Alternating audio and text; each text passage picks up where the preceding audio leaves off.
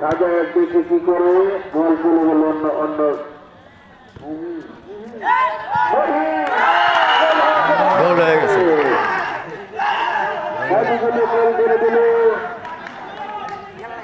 কার ম্যাচে গোল দিল? কার টিমে? টিম কার এটা?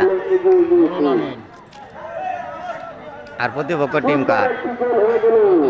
জাকির আলী মনে হয়।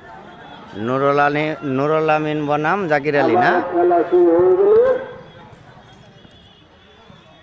দেখি কি হয়।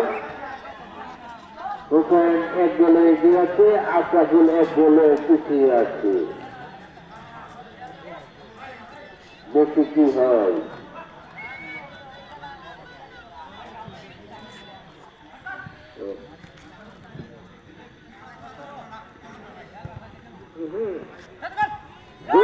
কি হয়, আবারও গোল হওয়ার সম্ভাবনা ছিল কিন্তু হয় নাই। জনসংখ্যা তো কম না, জনসংখ্যা তো আরো আসিল না।